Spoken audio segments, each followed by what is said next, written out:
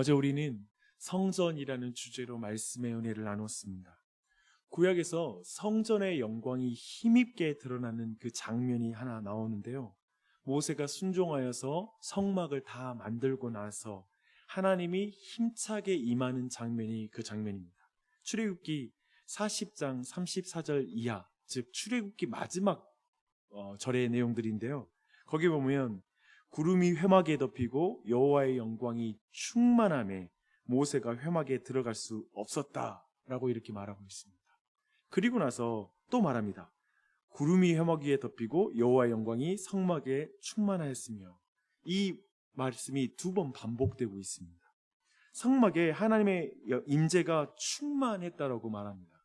그리고 나서 출애굽기의 마지막은 이제 하나님의 임재의 구름이 떠오르면 백성이 움직였고, 그리고 하나님의 구름이 떠오르지 않고 머물러 있으면 그 백성이 움직이지 않았다라고 이렇게 말하고 끝이 납니다. 이것은 하나님께서 이스라엘 나라를 하나님이 만드셨던 그 목적이 분명하게 드러나는 말씀입니다.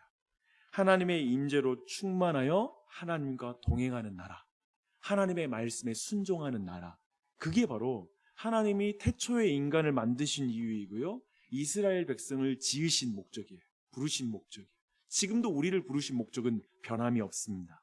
하나님의 임재로 충만하여 하나님의 말씀에 순종하는 나라, 그게 하나님의 목적입니다. 이런 하나님의 목적이 궁극적으로 그리스도 안에서 성취된 모습이 바로 4장 31절 이하에 나오는 내용이에요. 오늘 본문 막 앞에 보이죠? 거기 보십시오. 예수님의 이름으로 빌기를 다음에 이제 모인 곳이 진동하더니 무리가 다 뭐에 충만하다고요? 성령으로 충만하여 담대히 하나님의 말씀을 전하였다라고 이렇게 말하고 있습니다. 이제 성전인 무리, 하나님의 성전인 무리인 그 교회 공동체가 성령으로 충만하게 되었다는 거예요. 구약적인 표현으로 보면 구름으로 충만하게 됐다는 표현과 동일한 것이죠. 성령으로 충만하게 되어서 이제 교회가 행하는 일은 광야에서 이스라엘 백성이 구름이 뜨면 움직이고 구름이 멈추면 그 자리에 있었던 일을 동일하게 반복하는 거예요. 뭐죠? 31절 하나님의 말씀을 전했다라고 말하고 있는 거예요. 그리고 32절 이하는 뭐냐면 하나님의 말씀을 살았다라는 말이죠. 그 일이 하나님이 가라 하시면 가고 멈추라면 멈췄다라는 말과 동일한 말씀의 반복인 것입니다. 성령 충만하면 은사 집회에 쫓아다니지 않고 꿈풀이하는 사람 쫓아다니는 것이 성령 충만한 게 아니죠. 분명해요. 4장 32절로 37절 말씀 보니 성령 충만한 사람은 하나님 말씀에 순종한다. 하나님 말씀 따르는 게 성령 충만한 거고, 다른 어떤 것에 속을 필요가 없어요. 현혹될 필요가 없어요. 하나님 말씀에 순종하는 것을 보고 성령 충만함을 우리는 다만 알 뿐입니다. 이해할 뿐입니다. 이것은 구약배에서 이스라엘 백성의 이상과 관련된 말씀인데요. 신명기 15장 4절과 5절을 보면 사실은 오늘 우리가 막 앞에 있는 4장 32절부터 37절까지 일어난 그 일이 거기 안에 나타나요. 거기 보면 내가 만일 내 하나님 여호와의 말씀만 듣고 내가 오늘 내게 내리는 그 명령을 다 지켜 행하면 내 하나님 여호와께서 내게 기업으로 주신 땅에서 내가 반드시 복을 받으리니 너희 중에 가난한 자가 없으리라 라는 말씀. 이게 바로 이스라엘 공동체에 대한 하나님의 이상의 말씀입니다. 근데 가난한 자가 없는 공동체가 되는 이상은 구약에서 성취된 적이 없었어요. 그런 일이 벌어지지 않아요. 그런데 성령 충만한 교회에서 지금 그 교회에서 그 이상이 실현되고 있는 것이 바로 나타나고 있습니다. 32절부터 37절을 보면 그 이상이 어떻게 실천되는지가 자세하게 나오고 있습니다. 핵심은 한 사람도 억지로함이 없이 자발적으로 자신의 재물을 나누어서 교회 공동체에 가난한 적 없는 거예요. 이 이상이 실현되고 있습니다. 이 일에 바나바를 비롯하여서 적지 않은 사람들이 이 일을 행함으로 말미암아 그 이상적인 구약에서 하나님이 꿈꿨던 교회 공동체 이상의 모습이 실현되고 있습니다. 자세한 성령 충만과 공동체 리빌딩에 대해 이 자세한 내용은 제가 금요복음 집회 때 나누고 정말 성령 충만함을 구하는 기도회로 나아가기를 원합니다. 그런데 여기에서 한 가지만 주목했으면 좋겠어요. 지금 성령 하나님으로 충만하여 하나님의 말씀을 사는 공동체가 이제 시작됐다는 거예요. 그것을 지금 보여주고 있는 것입니다.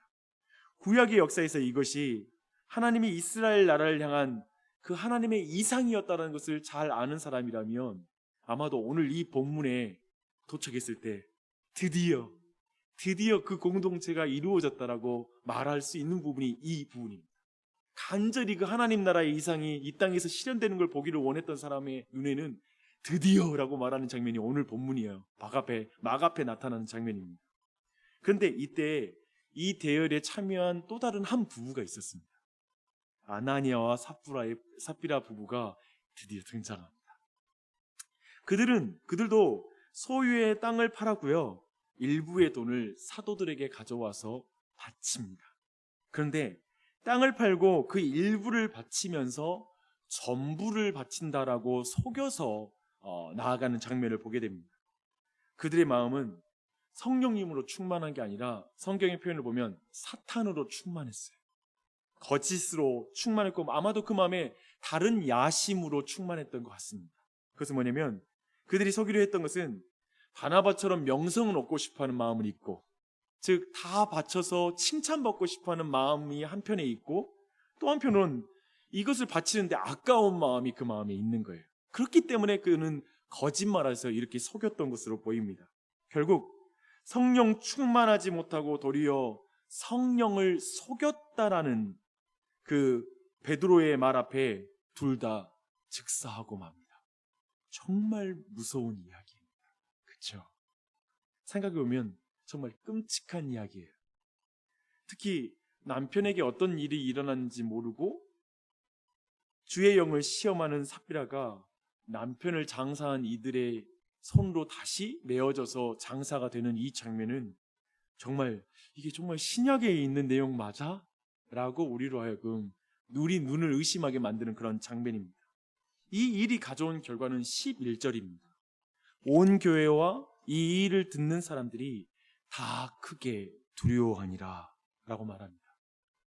제가 이 장면을 신약에서 볼 수 있는 장면인지 정말 우리 눈을 의심하게 만든다라고 말했습니다. 왜냐하면 구약에 이런 장면이 많이 있죠. 특별히 아이성의 전리품을 숨겨놓고 자기를 위하여 따로 떼어서 몰래 숨겨뒀던 아간이 그의 가족들과 함께 아골 골짜기에서 돌에 맞아서 죽는 장면, 심판을 당하죠.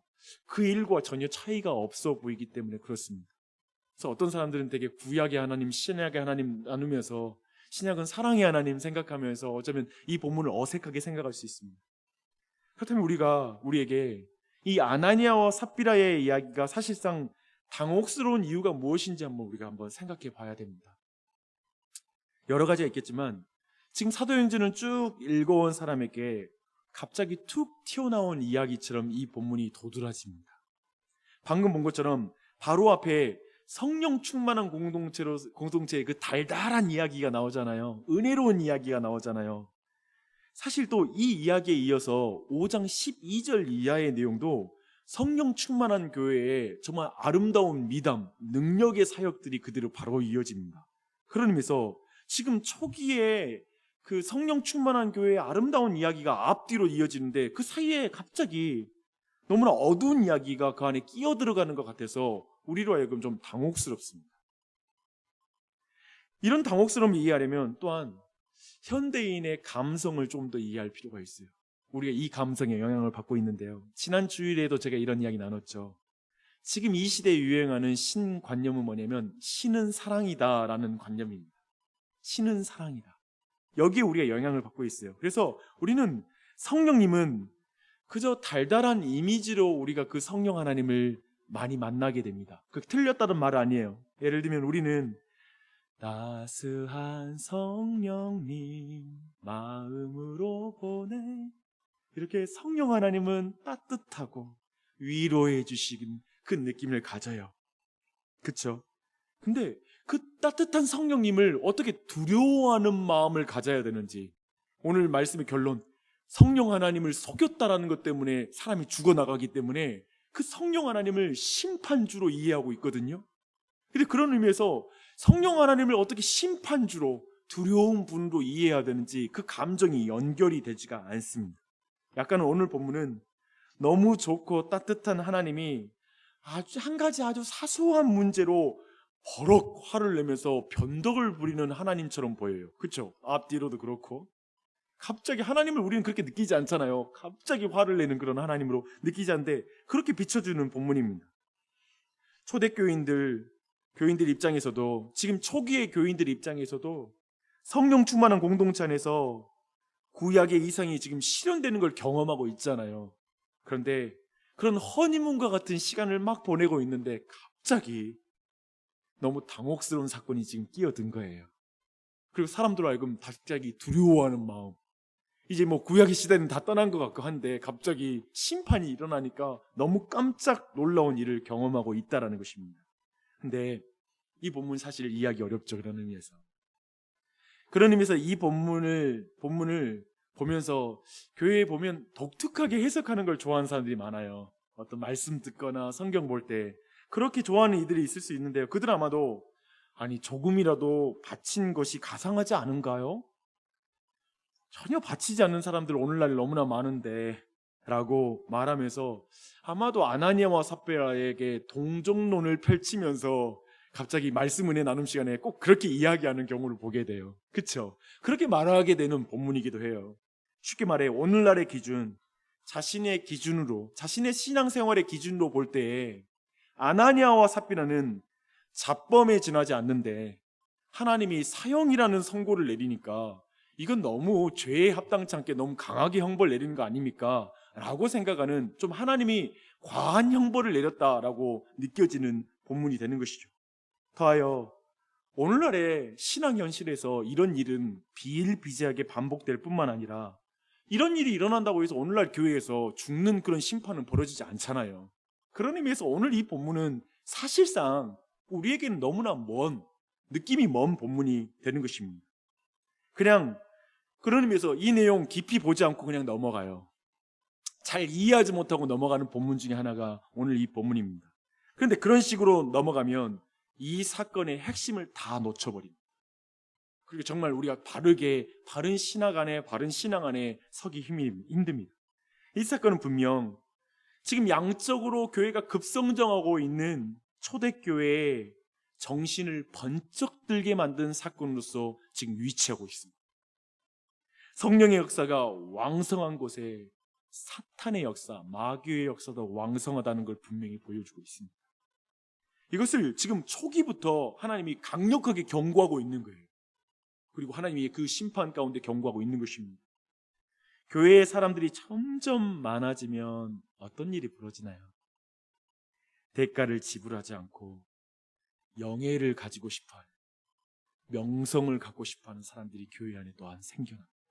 교회가 커갈수록 우리는 있잖아요, 대형 교회의 장로님들 예를 들면 막 명예욕에 잡히는 걸 보면서 아유 왜 저런지 모르겠어요. 왜 그렇게 교회에서 자기 이름 높이고 싶어하고 사람들한테 인정받고 싶어하는지 모르겠다고 말하잖아요. 그렇게 우리는 그걸 참 비웃잖아요. 교회가 2,000명, 3,000명 되면 달라지는 거예요. 그렇게 되면 그 사람들 안에서 어떤 위치에 선다는 건 굉장한 영예인 거예요. 사람이 바뀌어요. 그런 말을 하기도 해요. 안수시 집사 때는 정말 교회를 차분히 잘 섬기셨는데 장로님 되고 나서 저분 많이 변했어. 이런 말을 우리가 쉽게 들어요. 그리고 그럼 우리가 이해 못해요. 아니요, 사람 그렇지 않아요. 수백 명 조직에서도 사람이 거기서 인정받는 게 중요해진다. 수천 명, 수만 명에서 거기 안에서 내가 이게 영예를 갖는다는 건 굉장한 유혹인 거예요. 사람을 바꿔놓기도 하는 거예요. 교회의 역사 속에서 수없이 일어났고 일어날 수 있는 일입니다. 성령 충만함으로 행해야 될 일을 인정욕으로 가지고 행하는 것, 사람들의 명예욕을 가지고 행하는 일이 벌어지기 시작합니다. 성령으로 행할 일을 육욕으로 행하면 괜히 거짓말을 해요. 작은 거 가지고 부풀려요. 그렇죠? 부분을 가지고 전부를 바쳤다고 말하는 일이 교회 안에서도 벌어진다라는 거예요. 그러므로 말미암아 지금 성령으로 교회 안에 한 마음과 한 뜻으로 참된 교제가 일어나고 있는데 그것을 망치는 일들이 벌어지는 거예요. 엉망으로 만든 일들이 일어나게 들어오기 시작하면 순식간에 교회가 타락할 수가 있는 거예요. 생각해보면 오늘 본문의 내용은 별것도 아닌 것 같은데 하나님은 이것을 엄중하게 다루니까 우리는 당혹스럽잖아요. 근데 그게 교회를 망치고 결국 엉망으로 만드는 걸 하나님이 지금 미연에 온 교회에게 경고하여 보여주고 있는 것이죠. 사실 이것은 성령을 속이는 일이었어요. 이게 무서운 거예요. 우리는 성령님을 달달하게 느끼지만 성령을 속이는 것이 얼마나 무서운 일인지 모르는 거예요. 보십시오. 우리가 신약에서는 어쩌면 오늘날에 우리는 거짓말 어느 정도 해도 돼. 두 마음 가져도 뭐 그건 어쩔 수 없이 인간이 가질 수 있는 마음 아니야? 주님 용서하시니까, 성령님이 다 이해해 주시니까, 하나님은 사랑이시니까, 십자가가 있으니까 뭐 그렇게 해도 돼. 어떤 이런 모호한 말 속에 우리 안에 많은 것이 들어와 있어요. 실제로 그렇게 한다고 해서 대단히 영적인 문제가 되는 것도 아니고 사람들이 알아차리는 것도 아니고, 그러니까 사람들 눈 속이면 다 속인 것 같아. 그런데 기억하십시오. 성령님의 눈은 못 속이는 거예요. 하나님의 눈은 속일 수 없어서 우리의 신앙생활은 사람들 눈의 기준으로 삼는 게 아니라요, 하나님 눈의 기준으로 삼고 우리가 신앙의 삶을 살아가는 것이죠. 근데 이런 식으로 여러 가지로 우리는 어쩌면 개인의 신앙과 교회 봉사생활에 어쩌면 이런 마음들이 켜켜이 쌓여 있는 거예요. 거기에 막 끼어 있어요. 불순물이 들어가 있어요. 그래서 그걸 뒤집어가지고 자세하게 살피는 게 엄두가 나지 않지 않습니까? 저는 제 삶을 보면 그렇더라고요. 제 안에 동기와 많은 걸 살피면 내 안에 아나니아와 삽비라가 없다고 말을 못 하겠는 거예요. 진짜 말할 수 없이 내 안에 아나니아와 삽비라가 막 들어와 있는 것 같아요. 그래서 그걸 어쩌면 거기에 자유로운 사람이 아무도 없는 것이죠. 그런 의미에서 아나니아와 삽비라 이야기를 우리는 깊이 들어가지 못하는 것 같아요. 이거 살피는 게 엄두가 나지 않아요. 왜냐하면 이게 어쩌면 너무 많이 들어와 있으니까. 중요한 것은 하나님이 이렇게 교회와 신앙이 그냥 흘러가는 것을 경계하고 있다는 것입니다. 굉장히 이렇게 넘어가면 결국 신앙이 다 무너지기 때문에 그렇습니다. 결과 교회는 어떻게 됩니까? 성령 충만한 바나바와 같은 사람이 많은 것인지, 아니면 아나니아와 삽비라와 같은 유형의 신앙생활이 많은 것인지 한번 여러분이 이제 뒤로 물러서 이걸 분별하셔야 돼요. 오늘날 신앙생활, 오늘날 교회, 나 어디에 서 있는 것일까? 라는 걸 돌아보는 것이죠.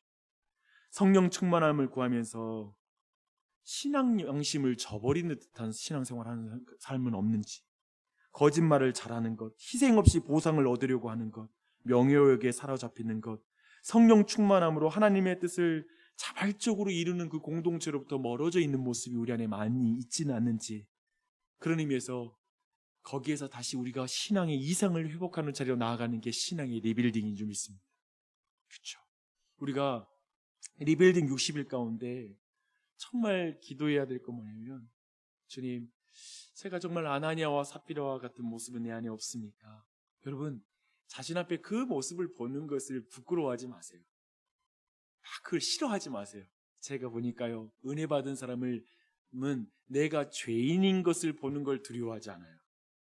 그것을 받아들이고 도리어 그리스도를 의지하면 돼요. 그분만 붙잡아야 돼요. 그리고 성령 충만함의 회복이 필요하구나. 내 신앙생활 성령 충만하지 않으면 다른 게 충만하게 돼 있어요. 그러니까 이게 같이 연동돼요. 그래서 성령 충만함 외에는 아나니아와 삽비라와 같이 명예욕에 사로잡히고 다른 것에 사로잡히는 것으로 빠져드는 걸 막을 방법이 없는 거예요. 저도 순식간에 하나님 뜻을 구하지 못하고 사람 뜻을 구하는 베드로와 같이 되어서 사단아 내 뒤로 물러가라 라는 주님의 말씀에 그 책망을 받을 수 있다는 거예요. 그렇게 되는 것 같아요. 목사도. 그러니까 늘 우리 모두가 이 자리에서 하나님, 내가 아나니아와 삽비라와 같은 모습이 있다면 주님, 다시 내가 성령 충만함을 회복하게 도와주시옵소서. 내가 정말 예수 그리스도만을 붙잡고 나아가게 해주시옵소서라는 그 기도로 돌이키면 돼요. 그래서 여러분, 그렇게 나아감으로 회복되는 정말 진짜 신앙 안에 우리 안에 어쩌면 켜켜이 쌓여 있어서 아나니아와 삽비라와 같은 모습들이 있다면 거기로부터 다시 한번 갱신되어지고 다시 한번 내 신앙을 세우는 그런 은혜가 우리 모두에게 넘치기를 바랍니다. 성령님을 따르는 건 어쩌면 두려운 마음으로 따라야 돼요. 제가 생각해보니까 두려움과 사랑은 같이 갈 수 있어요. 그렇죠? 한편 부모를 두려워할 줄도 알고 사랑할 줄 아는 거예요. 둘은 같이 가는 것이고요. 못 간다고 말하는 게 성경을 정확히 이해 못하는 거예요. 성령님을 두려워하십시오. 동시에 성령님을 사랑하십시오. 그리고 그렇게 신앙생활을 하면서 건강하게 세워진 우리 신앙이 되기를 축원합니다. 기도하겠습니다.